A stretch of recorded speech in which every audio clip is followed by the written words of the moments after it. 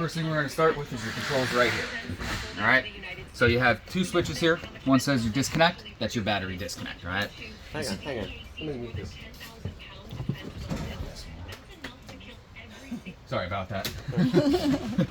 So your battery disconnect here, this is basically the first switch you're going to hit anytime you're going to be using this, whether it's driving down the road or camping. And then you'll turn it off anytime you're not going to be using it and it's not plugged in. So do you guys have a storage spot for this already? Yeah. Our house. Do you know if it's going to be plugged in while you're storing it? It could be. Okay. If it is plugged in, you'll keep this on. That way that power that you're receiving from the shore power cord keeps a charge on your house batteries. If it's not plugged in, you want to go ahead and keep it off. That way we don't have anything on that's drawing power from your batteries that's going to kill your battery. Okay. Do you want to keep it plugged in at our house all the time? It doesn't really matter either way, but if you have the plug to it, I would. Just always keep your batteries completely charged.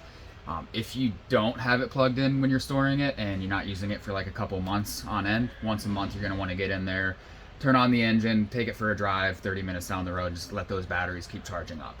You do have lithium batteries, so the biggest thing you want to avoid with your lithium batteries is letting them die. Once they die, they're very hard to revive, essentially at that point. You do have a battery monitor, which I'll show you here in a couple minutes, which gives you the percentage of that battery. But getting in there once a month and driving it and using things is going to allow those batteries to charge back up where you don't have to worry about them dying. Okay. All right. And then the step power here is just for the step that I'm standing on right now. So when we close the door with this on, it's going to allow that step to pull back into the coach. If we turn it off and the step's out, when we close the door, the step's going to stay out. Why would you want it to stay out? So like when you're camping or something, every time you open the door, you don't have to wait for the steps to pull out. If you're at your spot and you're going to be using it for a couple days, you can just leave it out and use it as the steps going in and out. Okay. Or if like you're pulling up next to a curb or something and you're worried that those steps might bounce and hit that curb, you can turn it off before you open the door from the inside and they'll stay in. Okay. All right, and then up here is your leveling system, which we'll get to in just a minute here when we turn on your ignition. Okay. Over here we got your radio. All right. As far as radio goes, it's going to be pretty standard for you. We do have it muted right now, but there's that sound coming out your speakers on the awning. All right. Obviously, you got all your controls right there in the middle, and then you got your sources. So if you want AM, FM radio, or you want to Bluetooth connect your phone in or anything like that. Still had my phone connected into that. But yeah, sources, going to take you through all of that, and then you have all your standard radio controls right on the inside there. Okay. All right. Then when you're not using it, you actually have a cover for it, so if you don't want to look at it, you can keep that box cover on it. All right. Control right up above that is for the awning itself, and it is one touch control. So we're just going to hit out, and it's going to roll itself out. Now, this is actually a good example for you. We're not going to be able to get it all the way out, so you see how it's about to run into that ladder? Yep. If you realize it's about to run into something, you can hit that stop button. Okay. Or if you only want it a little bit out or anything like that, it will extend about 8 feet from your entry door. Okay. It does have a wind sensor on it as well, so if it gets a little bit too windy, it's going to automatically retract itself back in. Oh. You don't really want to rely on that. That's kind of your last resort. You're away, and there's no way you can get that back in. It's just going to do it itself. Biggest rule of thumb to go by with your awning, if you're not sitting under and enjoying that shade yourself, roll it back in. All right, any wind over 10 miles an hour, we'll have to run it back in. Wind sensor will take care of that. Any rain more than like a light drizzle, run it back in as well. Oh, okay. All right, then over here we got your main monitor panel. You got all your tabs down there at the bottom, so your home tab's just gonna give you kind of basic general information and controls. So we can turn off our main ceiling lights, our bed lights, light master if we want to turn them all off or on at the same time, and then the backlight for the panel itself. Oh, okay. Mm-hmm. Down at the bottom. Wait. So if you do the backlight, turns the panel off. So, okay, just touch anywhere and it comes back on. Okay. Mm-hmm. And if you don't hit that backlight button, it will shut itself down after I think it's a minute of on use. Down low here, we have your tank heaters and your water pump. Now, anytime that blue is in the background there, lets you know it's on. And you only want to have your water pump on if we're dry camping. So that's what we're doing right now, pumping that water from your fresh tank through your RV. If we have a continuous water supply that we're physically connecting into our coach on the outside, we'll keep this off. Okay. That way we don't burn out the motor on the water pump and we have our water pump when we need it. Now, when you guys take this out, do you know what kind of camping you're going to be doing, whether it's full hookup or dry camping? Nope. Okay. So, yeah, dry camping on, full hookup off. Okay. Tank heaters. Are we expecting to be using this down below 32 degrees? Probably Hopefully not. not. Okay, then you probably won't be using those tank heaters. The only time you really want to have those on is when you're dipping down below that 32-degree point where that water's going to start freezing and your tank's expanding and cracking. And that's only when you're camping, Yep. not when you're driving. You can have them on when you're driving, but mainly for when you're camping. Basically, they're just like blanket heaters around those tanks, so when you turn them on, they heat up the tank and make sure that the water inside isn't going to freeze. The biggest thing you want to avoid with these is not turning them on days like today. When it's already warm, pretty hot on the outside there, they'll actually overheat that blanket heater, and then they'll burn out, and then when we come here, even though it'll tell us they're on, they're burnt out and they're not actually creating any heat anymore. Now, if you're in a situation where it's 40 degrees when you're going to bed and you know it's going to be 20 degrees in the morning, yeah, you can turn those on overnight. Again, the biggest thing to avoid is just making sure not turning them on when it's like 50, 60, 70, 80 degrees. Okay. All right, you get a quick little view here of your battery voltage. So we're fully charged battery. The 14 volt? Yep. Okay. And then down low is your tank monitor. So your fresh tank is completely full right now. We did fill that up because you want to test out sink, shower, toilet. More than welcome to. And it gives you the level of your black and gray tanks as well. I wanted to ask about that. What's best practice on water? Keep it filled or keep it low and fill it up when you get somewhere? Kind of personal preference. You're talking about the fresh tank, right? Mm-hmm. Kind of personal preference. If you trust the water at your house more, you'll fill it up before you go. If you want to use the campground water, it's fine too. You don't notice a difference driving? It'll be a little heavier. A little? But it's set up for it, so it's not like you're damaging the coach as you're driving with it down. Okay. Yeah, your chassis will support a full tank. They'll support full fresh and black and gray if you wanted it to. Okay. Now, ideally, you're probably not going to be traveling down the road with a full black or gray tank, but you can. And we will have those dumped for you before you guys take it today. We just kind of flood them, make sure that those sensors are working for you. We have a dump station right on the back, so before we pull it out and you guys take it, those will be empty. Okay. All right. Any questions on that home page right there? Nope. We're going to the next go ahead. one. Lighting page next. So it just lists out all of your lights, both on the inside and outside, and you do have your light master as well there, so you can turn them all off, all on and off from there. Porch light is going to be this LED light right on my left side here, and then your cargo lights, the lights inside your cargo compartments. All of them? Yep. Yep. Okay. All right. Now these lights that have the up and down arrows on them, if you push and hold, it'll take you to your dim control. Okay. So you don't have to have them as bright as possible, you know, when you're trying to go to bed or anything like that. Of course, you got your awning light as well. All right, slides. It'll let you know what needs to be done for us to be able to operate these slides. So right now we won't be able to operate it because we don't have our ignition on and our parking brake is not engaged. Okay. Once we turn on our ignition and our parking brake, which I'll do for you here in just a second, we'll be able to control that slide. Now, the slide that you guys have is a Swintex slide, which means it has motors on each end of that slide room there that pull that slide room in and out. Those motors need to stay in sync with themselves. Easiest way to make sure that they are going to stay in sync is when we hit extend or retract, whether we're bringing it in or out. Once it's all the way in or all the way out, we're going to keep our finger here on extend or retract, depending on what we're doing, for like 5 or so seconds. Okay. And you'll hear those motors kind of work a little bit and kind of sync up with themselves. If they become on-synced, your slide room is going to start going out at an angle and you won't be able to get it all the way out. Then what do you do? So the manual override, when it's in, it'll be easier. When it's out like this, if you need to bring it in, you'll have to take off this fascia.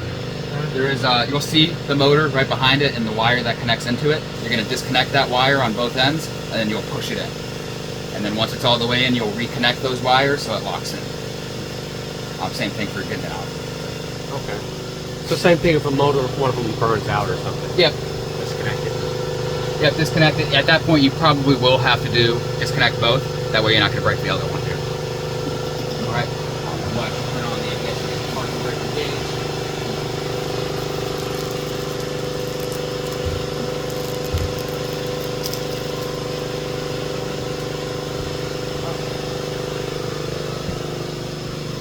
All right, now if you got, I'll actually have you go ahead and control it. What did you just turn on? The ignition. Oh, okay. Yeah, so right now both of those buttons are green. Oh, okay. Lets us know we're ready to operate our slide. All right. If you want to go ahead, you can retract it back in, so just hold your finger down on retract. It'd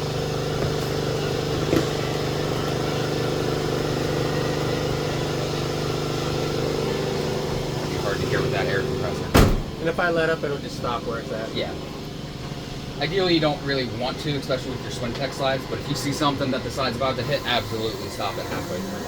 And then once it stops moving, just keep your finger held down for that 5 seconds I told you about. All right. Sometimes they're a little bit louder, sometimes you might not be able to hear it depending on what kind of noise level you have on the outside there. All right. And then same thing for the extend.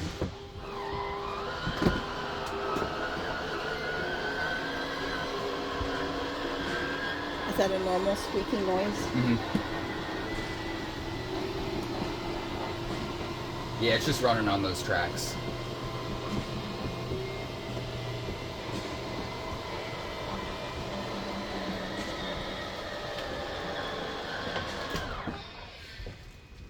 All right, and we'll just keep that extend held. We should be good. Okay. All right, the mech tab here is for your vent fans. So we can open up that vent from here. Okay. And then we'll turn on the fan just from there as well. And the percentage that you see here is the fan speed. So you can make that fan go faster, make that fan go slower. Yeah. Let me double check for you. You do have rain sensors on these, so if that motor gets wet, it's going to shut itself down. That way we're not damaging it or breaking it if it starts to rain or anything like that. Now, if you're playing with this and it gives you 2 quick beeps over there, that means it's telling you your motor's wet. It's not going to do what you want it to do until that motor dries out. Now, occasionally that vent lid does like to get a little bit stuck, so we can sit here and open and close it and let that motor keep bumping into it. It can happen to the point where that vent lid's like really stuck, and no matter how many times you run that motor into it, it's not going to unstick. At that point, you'll have to manually override it using this black handle right there. You can twist that.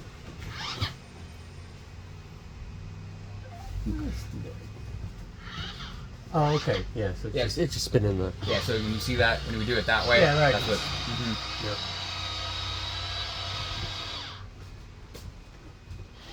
All right, and that'll be for your front fan and your back fan, as you can see right there.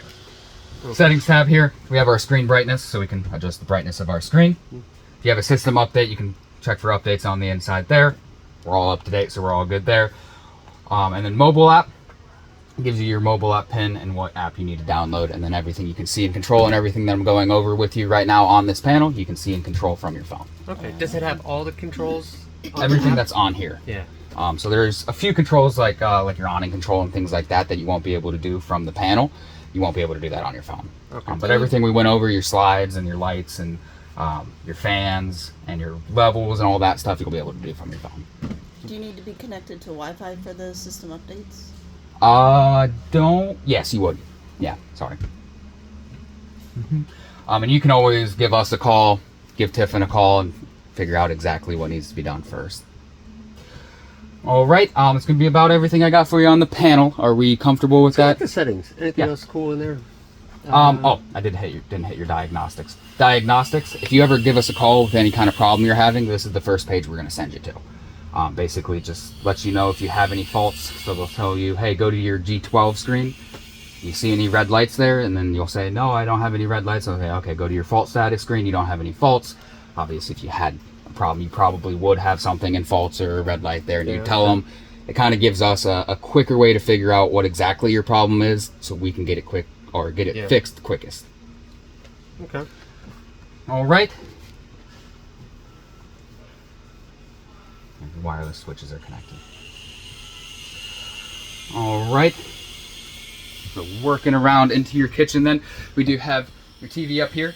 And that is the one that's connected into your Wally system. All right, so that's what that remote is for. Okay, what's a Wally system? It's a dish receiver. Okay. So you'll have a switch back there, which I'll go over a little bit more when we get there. But this is basically like your cable box almost. Okay. So that's what this remote is controlling. There is a number at the top. You guys will have to call that number to activate it. They'll kind of walk you through that whole activation process there. You'll pick out your plan and what kind of channels you want and things like that. And that'll work anywhere we go? Yep. Yeah, it's a satellite system, so as long as you have satellite connection, which you should always have, you'll be fine. Is that through internet too? That one does not. Okay. Yeah, that is just strictly TV. And then you guys actually don't have an internet system on this. You just have the satellite for your Wally, and you have a directional king antenna on there. So if we're not using the Wally system, not using the satellite antenna, we can use just regular over-the-air channels. Can you get Netflix and stuff like that on there too? Yes, these are smart TVs, so it has Netflix, Disney Plus, Prime Video, and LG channels already installed on it. And then on your home screen, it'll be like an app store. I believe Okay. if you go into the LG channels store, Yeah. you can download all your channels from there. Now, we will have to run a channel scan through these TVs when we want to use them. So to do that, the first thing we're going to do is this settings gear right here on your remote. We're going to hit that, bring up our settings menu here, go down to all settings. Oops. Let that load up. Then we're going to go into general, into channels, channel tuning, and then auto tune. Alright. Now if our systems are on and we hit start, it's going to automatically scan those channels, pick up whatever channels we can grab, and then it will automatically load those into the TV screen there. Okay. How far do you have to move before you have to rescan it? Like, different lot or different spot in a park, or like from here to Different Pittsburgh? TV channels. Yeah. Different. Going from one spot to the next in the park, you should be fine. I would recommend anywhere you move it, though, just go ahead and run the scan.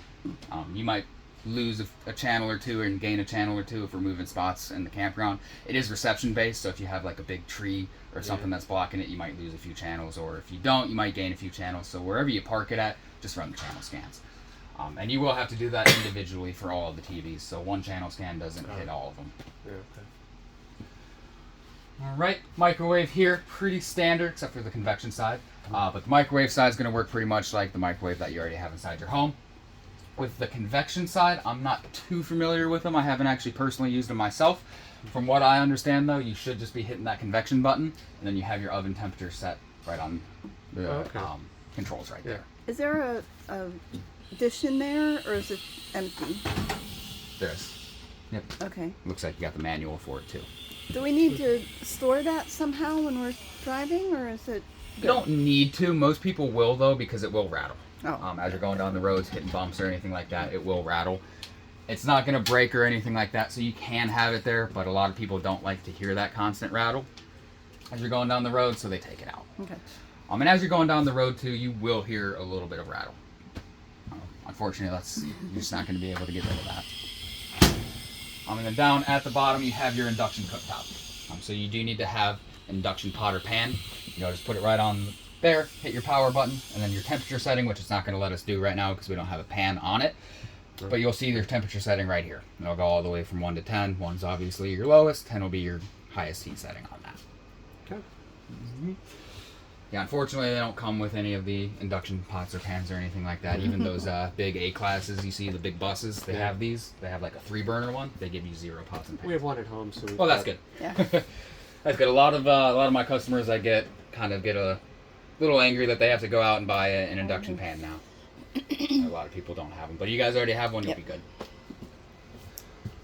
Right, you do have your 12-volt refrigerator here, so this is drawing all of its power through your house battery underneath your step up on the front there, and then all your controls for that are going to be right up on the top.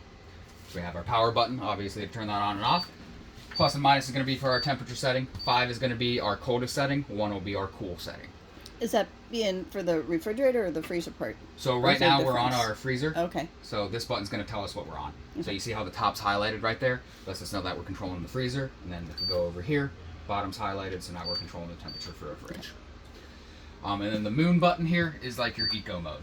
So if we're dry camping or boondocking somewhere and we're kind of worried about how much power this fridge is taking out of our house batteries there, we can turn it into eco mode and it doesn't draw so much power from your batteries.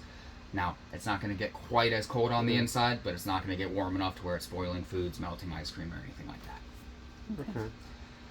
Yeah, a lot of people like to use that overnight because obviously you're not using your fridge when you're sleeping in your bed, so it kind of conserves their battery overnight.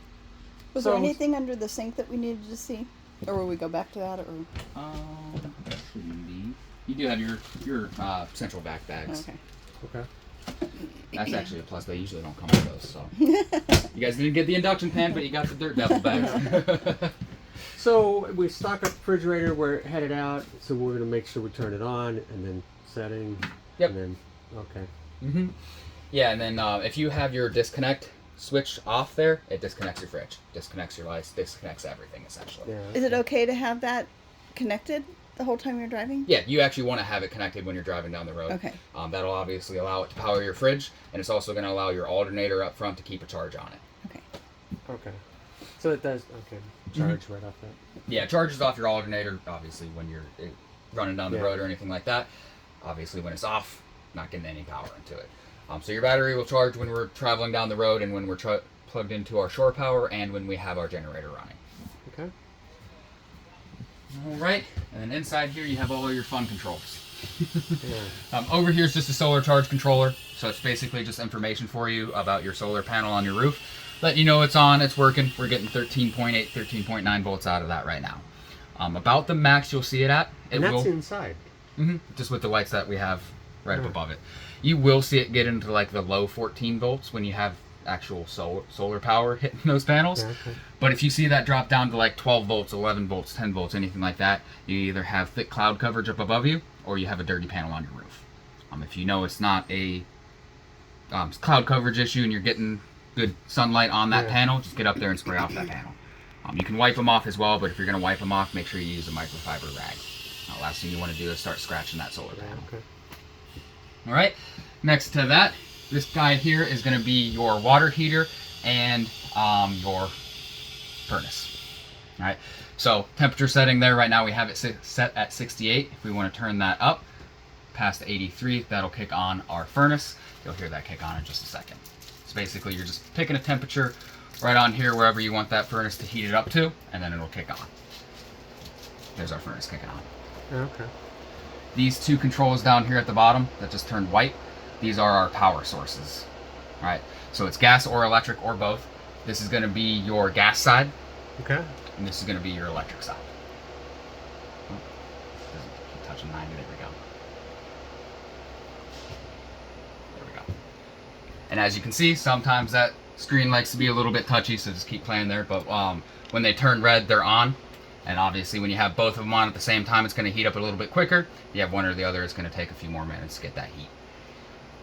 Okay. You can actually feel that heat pushing out from the bottom there. So furnace. And that gas and electric, is that plugged in outside somewhere? So the gas is going to be your propane tank, Okay. and then the electric's going to be your Plugged shore in. power. Yep. Okay. And then up on the top is the water heater.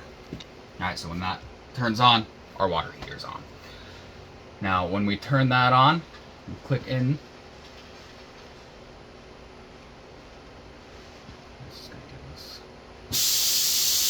So it is set up how it needs to be set up. Sometimes it's just really hard to get to that screen.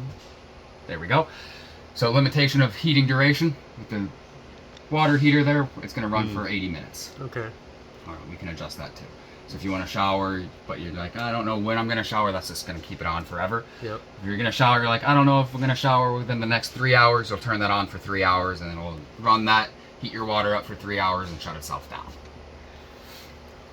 And what's the other bar on there? That's just a System.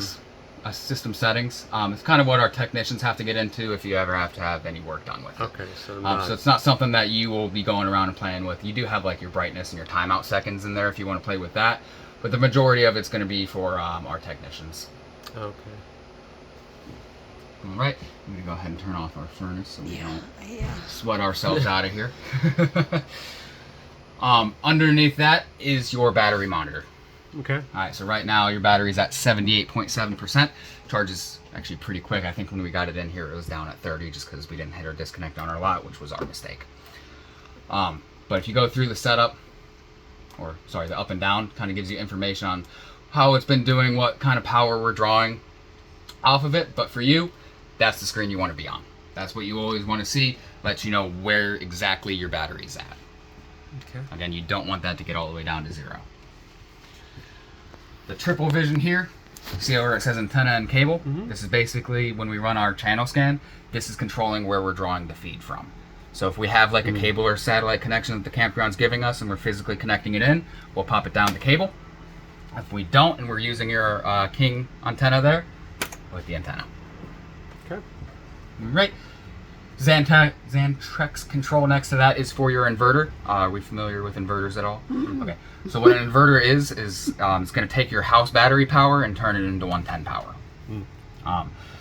You do have a control for it on the outside, which again I'll go over a little bit more in detail when we get there. But for you, this is the button you're going to be hitting. Okay. This is basically just your remote control for it, is what they call it. So it's how you're turning it on and off. Okay. How do I know it's on or off? Didn't seem to do anything. So we're plugged in right now, so it's not actually going to do anything. It kind of just shows us we're being bypassed. So power's bypassing your inverter. If we were unplugged and your generator was off, you'd see this connect there, and then you'd also have like 110 power to your outlets and your TV.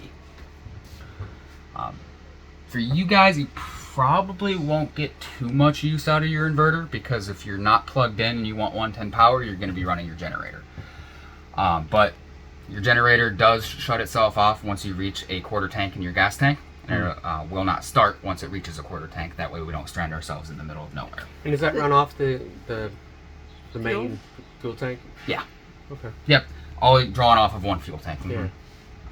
Yeah, that's why it shuts off when it reaches a quarter tank, so you don't accidentally run it overnight, wake up in the morning, and you're in the middle of nowhere. Okay, we were thinking that was propane, weren't we?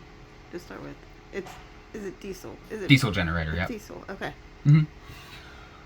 All right. Yeah. So this would be like in a situation where you're at a quarter tank and the generator's not going to start for you, but you want to use your TV, you want to plug in your phone overnight and charge it up, things like that. Next to that is your generator control. So to wake up that screen, we're just going to hit this red button right there. Tells us display on. It'll have us wait a little bit while it kind of wakes up, and then once it says gen off, we can go ahead and hold start. Kicks on your generator. I always like to hold start a little bit longer until it actually fully turns over. If you take your finger off a little bit too quick, it's not going to get that full start cycle, and it's just going to shut itself down. Not an issue or a problem or anything like that. You'll just have to come back here and restart it. Okay. All right. Now you do have a transfer cycle as well. So you hear how our microwave just clicked? Yeah. So that means our transfer cycle has been completed. So you guys actually have a pretty quick transfer cycle. But what that is essentially is it's determining whether it's drawing the power from our shore power cord that we have ourselves plugged into right now, or the generator that we just turned on. Okay, and it prefers the generator when it has a choice? Mm-hmm. Oh. Yeah, because the generator is going to be a little bit more clean. You don't have to worry about surges or anything like that that might take out an appliance or something like that. So whenever you turn on your generator when you're plugged in, it's always going to try to transfer that power to grab it from the generator. Okay. We need to make sure that transfer cycle completes before we turn off our generator. If you don't, you turn it off as it's trying to transfer there, it can get stuck, and then it doesn't know where it's grabbing the power from, and you're not getting any power on the inside. Not something that you guys will probably run into too often, because you're probably not turning on your generator when you're plugged in, just kind of for situations like this. Especially helps us a lot in demo, so we don't have to go outside and unplug it, turn it on, show you it works, and then go turn it off, plug ourselves back in. Yeah. It also ensures that we don't backfeed our power grid. And it's also like if you get a power outage or something, you're plugged in, you turn your generator on, and the power comes back on. Make sure that you're not shoving all that power into your coach and ruining appliances that way. Right. You see where it says 19H up there? That means your generator has been running for 19 hours. Once that reaches 50 hours the first time, you want to get your first oil change on that. And then after you get your first oil change, it's every 150 hours from there. Okay. All right.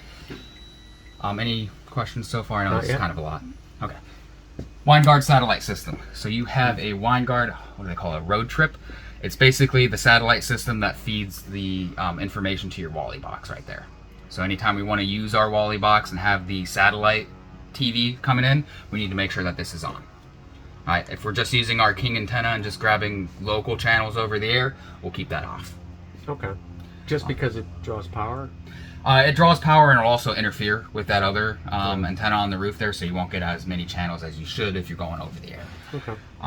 Typically, you guys are probably going to be using this system all the time. It's a better system than your over-the-air system anyway.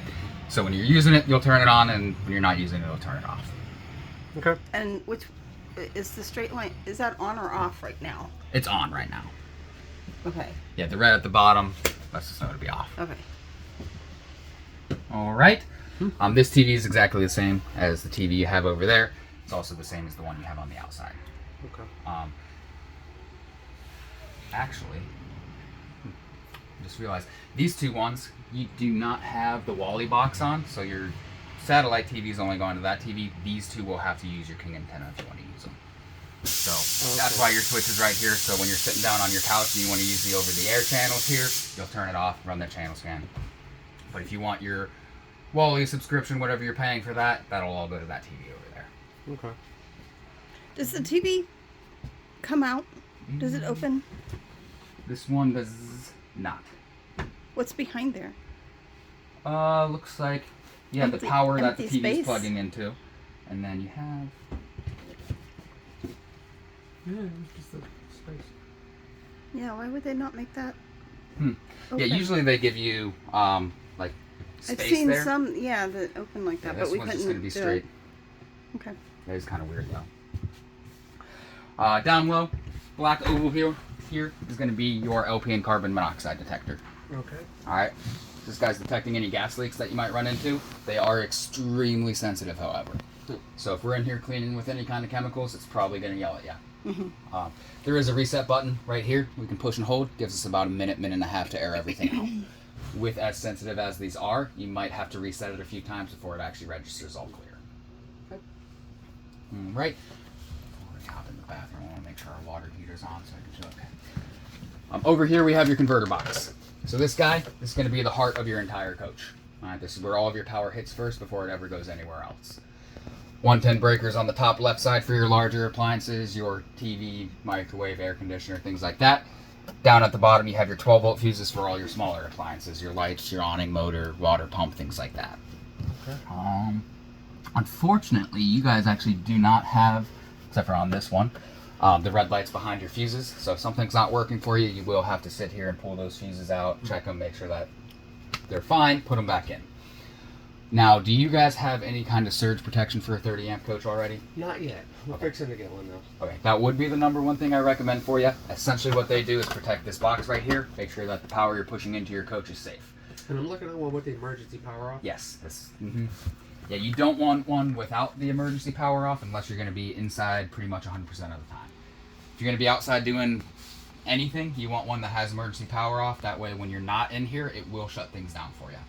The ones that don't have that EPO on it are just going to basically send your phone a message, hey, you're drawing too much power right now, you might want to make sure your air conditioner's off. The emergency power off is going to say, hey, you're drawing too much power, I'm shutting off your air conditioner. Okay. So that's definitely the route you want to go for this. At 30 amps all we need? We don't need 50 amp? Yeah, you just have the 30 amp system, so you'll be fine. We also do have a hardwired one, so I don't know which ones you were looking at, but we have ones that plug in on the outside that's portable, and we have hardwired ones that get installed directly behind that box. It's portable. Just plugs in. Okay. Yeah. They both do the same thing. The only downside with the portable one is it's something that you have to carry around with you every time, make sure you're plugging it in, and they're a more commonly stolen item. People break theirs, they don't want to go spend another $300 for another one, so they steal their neighbors. And then with the hardwired one, once it's installed, it's always on, it's always working, it's kind of out of sight, out of mind, just gives you all your information right there on your phone. Good to know. That is something we can get installed for you today if that's the route you want to go. We do have the portable ones if you want to go over the counter as well. Anything you do get today, though, you get a 10% discount on. And then the one were you looking at, do you know if it was a Power Watchdog? Yeah. Okay. So were you looking on Amazon? Yeah. So the ones that we have here are actually cheaper than the ones on Amazon.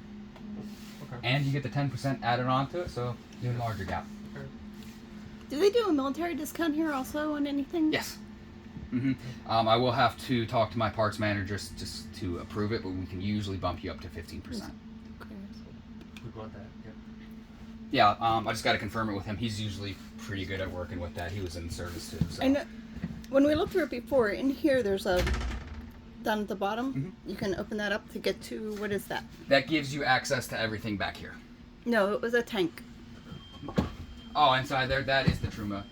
So that's going to be part of your the furnace system. But if you can reach back there and it gives you access to everything here, you can also take off this panel if you really want to. That's another thing that kind of gives technicians easy access. So if anything goes wrong, we don't need to do anything. yeah. So if anything goes wrong, it keeps your labor hours down when you bring it back in, so we don't have to dig everything out, fix it, put everything back in. Keeps it cheaper for you essentially. Sure. And then you do have your central vac hoses. Right, and then your central vac on the inside is going to be right behind your driver's seat. Okay. Alright, so you'll just connect your hose in there, sweep up everything on the inside. I'll show you where it all goes on the outside, where it all collects in that bag. How do we turn it on? So when you connect that hose in, it should automatically turn on. Oh, okay. So when you open it, this one's actually.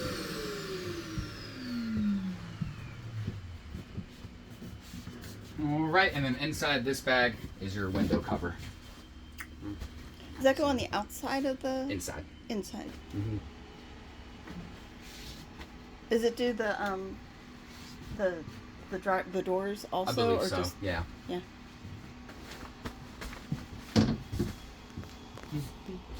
All right, working into your shower. You do have a shower miser. Anyone tell you about that? Okay. So it's more designed for when we're dry camping and boondocking where we have to conserve the amount of water in our fresh tank, but you can do it whenever. It's going to be controlled through this handle down here. When we turn it down, any water that we send into our shower is going to cycle back into your fresh tank. All right, this is basically heating up that water first, so when we turn it back over, hot water immediately comes out of our shower head. We're not wasting water by not being in the shower waiting for it to warm up. Now we'll know it's warm when this piece in the center here turns like a gray color. So you see how it's turning gray right now? The outside's blue, inside's gray. Okay. Take our handle here, we'll turn it into our shower mode, and we have hot water.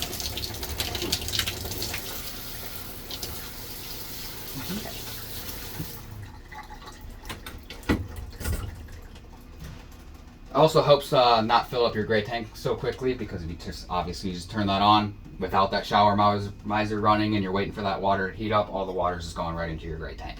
I was gonna say, so now when it's up, then the water goes into the gray tank. When it's up, it comes out of your shower head, which goes into the gray tank. Yeah. Okay. Yep. And then when it's down, it just goes back into your fresh tank. Gotcha. Right. And then your shower curtain here. Just gonna clip around the back side there. This is about the only thing I don't really like about these is this specific shower curtain. If we barely bump this, it opens and slides. I always recommend you can get your own like shower curtains and your own shower curtain there. That way you don't have to worry about, you know, shampooing your hair and bumping into that and that flying open on you as you're showering. Now I've also heard of people getting like a straight edge file and filing this piece right on the inside there, and it gives it more of like a rough edge on there, so it grabs this more securely. I haven't personally done that myself, so I can't guarantee it, but that is what I've heard from a couple of different people now. Cool. All right, they did give you the nice little easy step in shower too. Usually you have to step like this high to get into your shower. Makes no sense. And then over here we just have a few controls. So bathroom light, obviously for your main light in the bathroom. You can turn on and off your main ceiling light from the inside here as well. We can turn on and off our water pump here as well. So if we're on the toilet and we realize our water pump's off and we need it on to flush our toilet, we can turn it on here. And then we have our actual shower lights too. Okay. Toilet is going to be a regular pedal flush. So you got the pedal in the front, flush that down. And if you got something stuck on the sides there, you have a little spray handle behind it. You'll have to make sure that you are flushing it because it grabs the same water, and then you just push that handle and you can spray off whatever might be stuck around the side. But if you're not flushing it, you don't have any water going to your handle. Okay. And also, water pump not on, you're not going to have any water. Yeah, we won't get any water pumping through it. You might get like a very, very small stream going through it depending on where the water in your line is, but you won't get any kind of pressure going through it. Cool. Right, and then inside here, hopefully you never have to use it, but say you have like a water leak problem coming from your bathroom sink right here, you have some shut-off valves right here and here. So you have one for your hot line, one for your cold line, so if you're having an issue with your bathroom sink here, you don't have to, get all the water out of your system and wait for it to get fixed that way. You can shut off the water that's going to your sink and get it addressed while you're still using your front sink, your shower, and everything like that. Is there shut off for the kitchen sink also? That is actually a good question.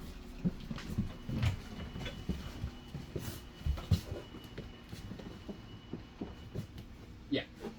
Okay. Yeah, they're hidden kind of behind that panel, so you got to feel for them. Yeah. But yeah, you have them. Okay. All right.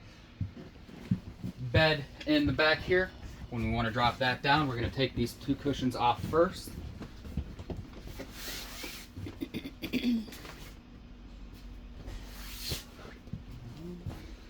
Strap on the side. We want to have this on anytime we have the bed up, especially when we're traveling. That way it just kind of makes sure that it doesn't fall down and create any problems that way. When we unclip that, we're just going to grab this and pull it, We'll get this guy all the way down for our leg rest. Make sure it clicks in like that. And then we'll just drop this down. And we got our bed.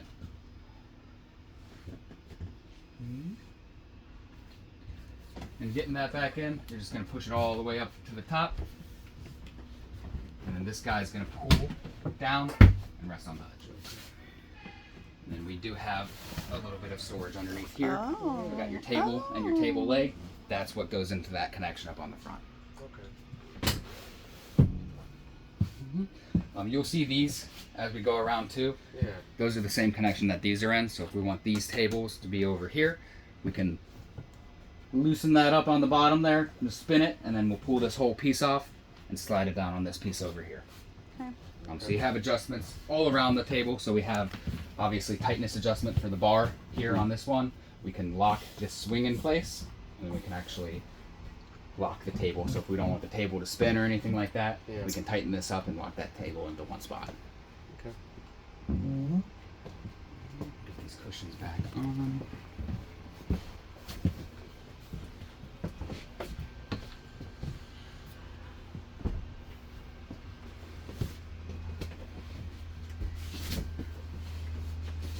All right. Next to your bed, this control here is going to be for your air conditioner and your heat pump. So right now it's off. The triangle buttons are going to be for our temperature setting. And then the mode button at the bottom is going to be how we're cycling through that all. First thing it's going to give us is fan low speed. I'm at the wrong angle for that. Fan low speed. So it's going to turn on the fan without the actual compressor. So we're only pushing air around. We're not actually creating cold air. When we want cold air, we'll keep pushing that button until it says cool. Cool high just means our fan speed is going to be on high. So that's going to start our compressor here. And now we're actually creating that cold air. Now we do have air dumps on our air conditioner as well, which are open right now. So right now most of that cold air is dropping out right here. If we close these tabs, that sends it through our ducts. So now we're getting like an even cool throughout the entire coach. So if you're like cooking here or something and you're getting really hot, you can open those up and this area right here is going to cool down first. If you want an even cool, you'll close them and kind of evenly disperse it. All right. Now after it says cool, it'll say heat. Heat and electric is your heat pump. So basically turns this, instead of creating cold air, it's going to start creating hot air. How is that different than what you showed us in there? That was a heater too, wasn't Water, right? Yeah, that one, yeah, this one was water. Water heater and furnace. it? Oh, the furnace. Yeah. Okay, so there's a furnace and you can make the air conditioner Yep. throw hot air. Mm-hmm. Okay. Yeah, and that's just going to heat up those electric coils that are on the inside there, which is why it's not on right now. It's going to heat them up first before it starts pushing the air out. I'll go back to it so you guys can hear it kick on. But the button after this says heat gas. That's typically where your furnace would be wired into. Your furnace is wired in over here, so that doesn't do anything for you over here. Okay. Is it better to run the furnace if you want heat or the air conditioner? So personal preference. A lot of places, well not a lot, but some places will give you free electric when you plug in. If you have free electric, use your electric heat. The gas is a little bit more, I don't want to say efficient, that's not the word I'm looking for. It's going to take a little bit longer, or it's going to go, or sorry, it'll take less time and heat up hotter. This is going to give you kind of like a warmth. Okay. All right, make sure I clip this. All right, with your theater seats here, you do have a remote holder right in the center, and these buttons here are for your leg controls. All right, so one button is just going to be leg extend, top button will be retract. Okay. All right. Can you store anything under those when they're opened up? You have a little bit of space. Yeah, but not. Obviously, though, anything you have underneath there will have to come out before you close it. Cool.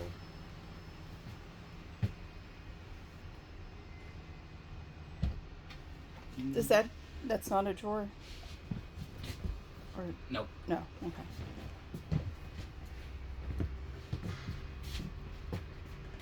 All right. And these lights. Yep. You're just going to touch that first to kind of wake it up, and then touch it again. Okay. And I don't believe you guys have anything hidden up here. I'll double check for you now. Aha. Ah.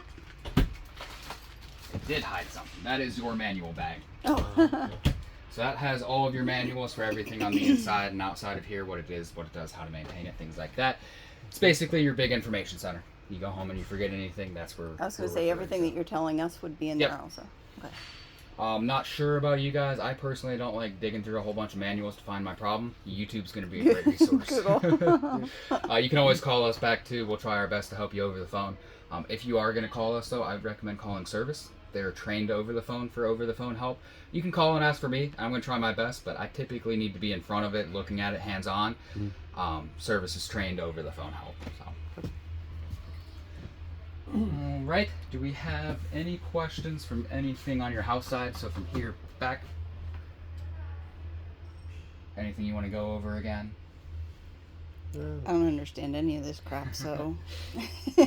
Yeah, really the best way to truly learn about them is using them. You probably, by the time you get home, are going to forget some of this. It's just too much to, in the 1 hour we have together, to fully grasp everything. So we There's fully just expect phone calls from you guys. We're so not... many ways to run things. Yep. Yeah, that's why we always recommend the video as well, so you have the walkthrough anytime you want it. Cool. All right. If you guys are all comfortable with your house side, then I'll have you guys go ahead and take a seat up front, and we'll start going over everything up on the front end.